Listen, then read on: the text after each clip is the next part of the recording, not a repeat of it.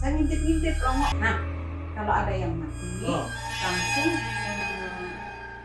dilempar ke tempat yang baknya itu diisi.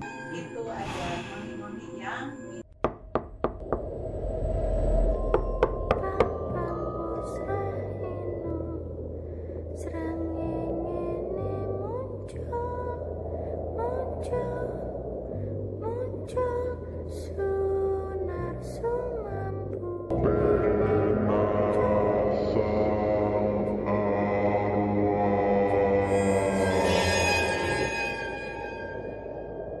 Selamat malam, Assalamualaikum warahmatullahi wabarakatuh. Om Swastiastu, salam kebajikan, salam budaya.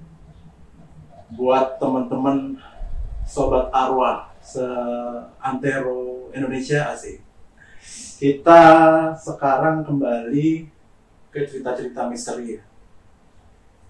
Kita coba undang narasumber orang yang dituakan di suatu daerah gitu lah ya, Pondok Cabe. Kita langsung perkenalkan ke Eyang Rini namanya.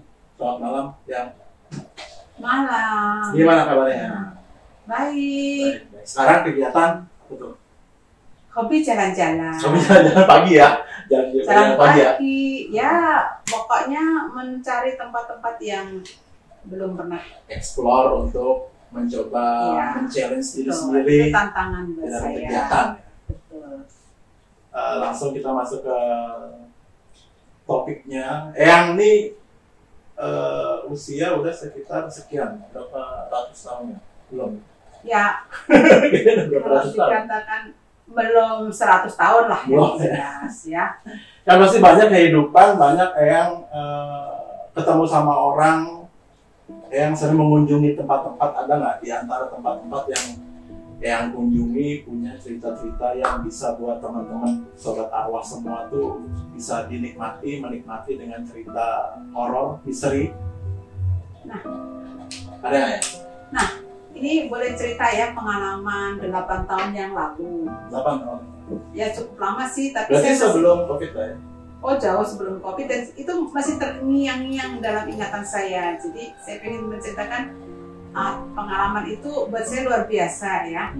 Jadi pada suatu hari saya bersama teman-teman kira-kira 5-6 orang lah kurang lebihnya. Dalam acara jalan-jalan? Jalan-jalan ya, terus kita jalan-jalan ke Jawa Tengah, Okay. Kota Semarang ya. Nah, semua sudah kita kunjungi. Nah, suatu saat wah, udah menjelang sore, masih ada di tempat yang belum kita kunjungi. Ketinggalan satu-satunya di tempat itu ya.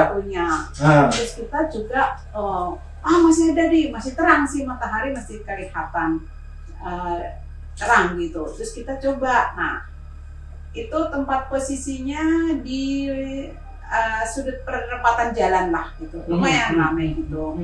Nah, ada masuk, ada tiketing, kita beli tiket 10.000 di situ. 10.000 ya. Terus di situ tuh bangunannya menarik sih, dari luar itu bangunan peninggalan zaman Belanda mungkin ya. Peninggalan zaman Belanda ya, berarti agak cukup kuno ya, karena Belanda itu sekitar tahun masuk ke Indonesia sekitar 1800 mungkin ya. Ya, aku justru pengen tahu apa sih sebenarnya isinya. Wah, memang bangunannya megah dan cerita-ceritanya sih menarik sih, menjadi ikonnya di daerah itu. Ini terakhir udah sore, terus kita masuk.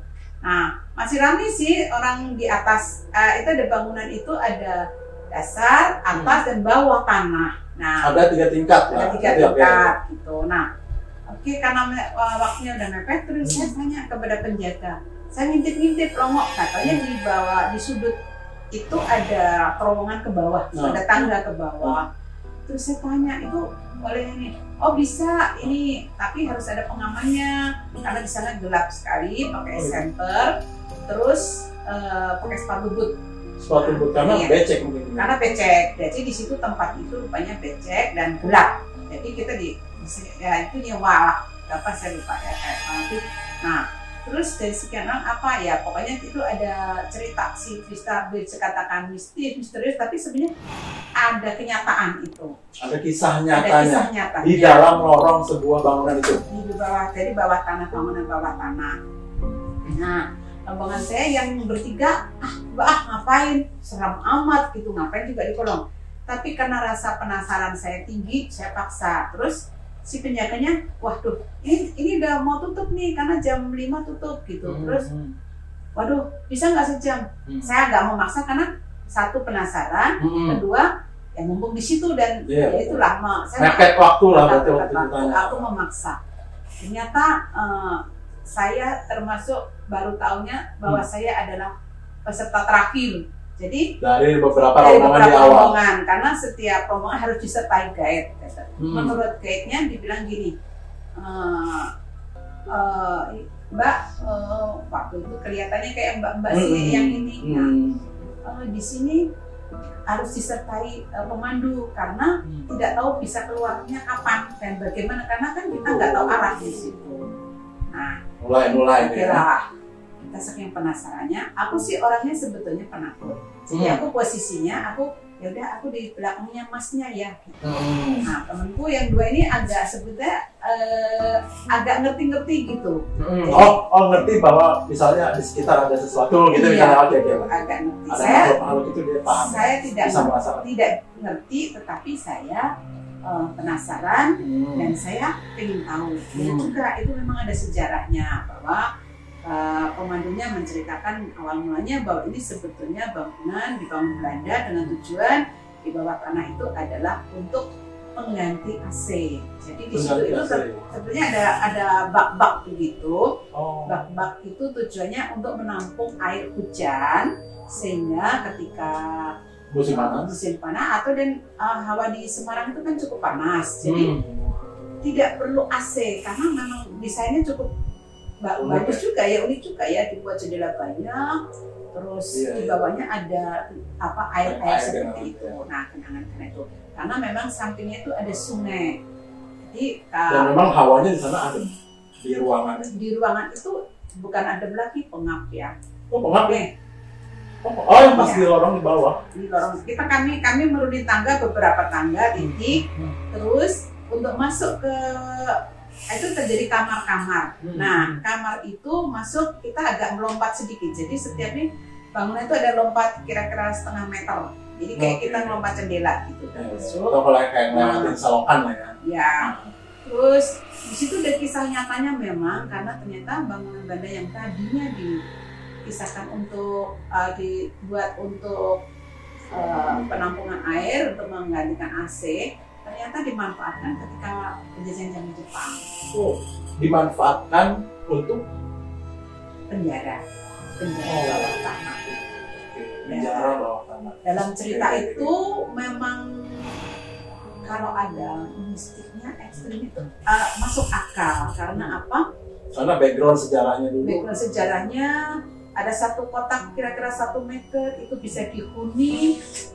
Orang tawanan itu sekitar 6 sampai 10 orang posisi berdiri. Itu berapa itu? 1 kali 1. 1 kali 1 posisi berdiri kayak, orang sekitar kayak lemari begitu, kayak seperti lemari gitu.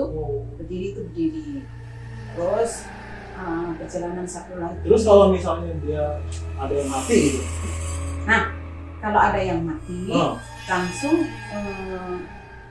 dilempar itu dah.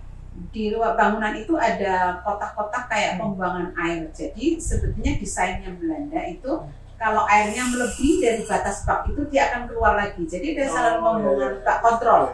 Nah, bak kontrol itu rupanya buat membuang yang mati. Orang atau yang mati. Bahkan ada yang tempat yang baknya itu diisi pasir itu untuk tempat pemenggalan orang-orang yang menjadi. Jadi ada satu bak atau ruangan itu? Sebetulnya banyak bak, banyak ruangan itu boleh dibilang sebagai kotakan begitu saja. Jadi bentuk baknya itu kayak bak mandi biasa kita. Kayak bak mandi beton gede lah posisinya itu bak mandi beton. Seperti bak kolam ikan. Itu digunakan sama Jepang buat kebunuh pemenggal kepala. Iya, buat para tahanan. Macam-macam buat membunuh, buat ngerendam. Orang disuruh duduk di situ, jongkok di situ, terus dikasih air, hanya kepalanya saja. Itu bisa berhari-hari ya. Seperti itu menurut cerita dari pemandu itu. Karena saya asik sekali sih, saya mendengarkan kan saya penasaran, itu sejarah banget dan buat saya tahu persis bagaimana penjajah-penjajah itu seperti itu. Nah, ternyata teman saya yang itu bolak-balik mendorong saya, cepat. Kadang saya kan nggak berani nanya kenapa mungkin. Nah, boleh saya ceritakan pengalaman saya. Terus aku didorong-dorong, tapi setiap tempat saya akan menanyakan kepada pemandu ini apa. Antusias dong pemandunya, berarti ini penasaran banget dan pengen tahu kan, itu juga prestasi buat mereka kan ya. Saya juga tertarik gitu. Pekerjaannya mereka begitu gitu. Iya, tetapi kan kita dapat ilmu lah. Kedua teman saya itu udah gerah gitu loh, dorong-dorong terus gitu. Sampai akhirnya muncullah kita ke permukaan. Nah, pada saat kita sampai di atas itu, teman saya itu mendapat gangguan. Begitu melangkah, kakinya kayak dijegal, kayak ditarik. Terus dicolek gitu. Padahal tidak ada siapa-siapa. Karena kita rombongan terakhir. Tapi ini sudah tutup gitu kan, terakhir kita masih ada 3 orang itu. Jadi memang di dalam itu kita semula masih ada kedengaran suara rombongan yang besar itu, orang-orang yang ramai gitu. Lama-lama sepi. Makanya karena mungkin saya banyak bertanya, jadi akhirnya agak jauh dengan rombongan berikutnya. Nah, disitulah sepi, udah mulai makin sepi, nggak ada sepi, jadi tinggal kami berempat, kami bertiga dan pemandunya.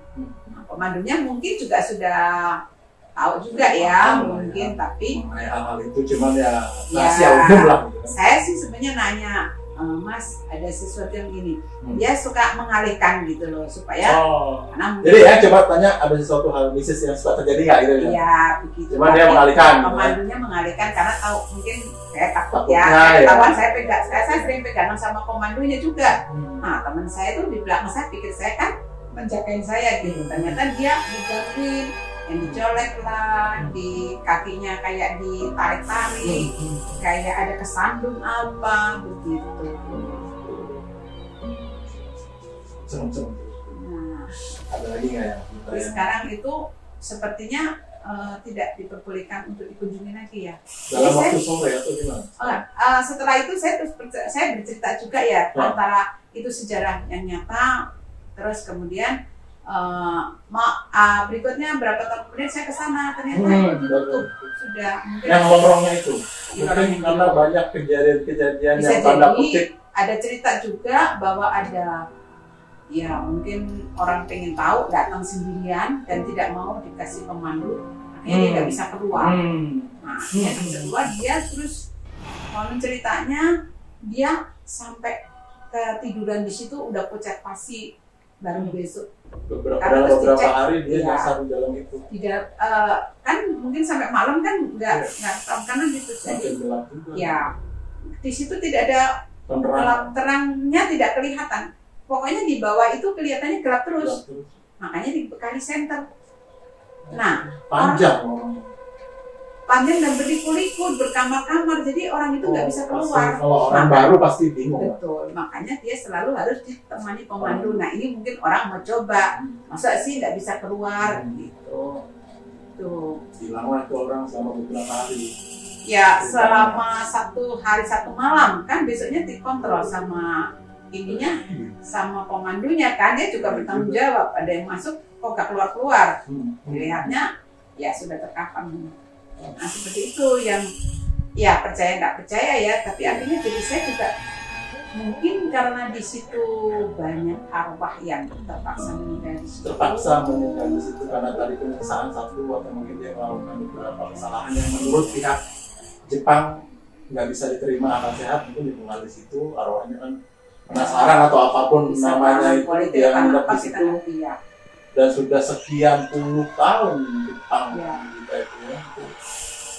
Pasti banyak hal-hal nggak bisa kita duga, terutama bangsanya mereka itu kan, karena kita juga di dunia hidup itu berdampingan gitu. Betul. Ada makhluk yang terlihat dan makhluk tidak terlihat, di mana kita bisa saling menghargai, saling menghormati, kita hidup di dunia ini sama-sama. Beberapa tahun kemudian saya datang lagi bersama rombongan, ya lah kalau namanya oma-oma sering jalan itu kan, itu menarik sekali untuk dikunjungi. Saya membawa rombongan yang lain datang ke situ.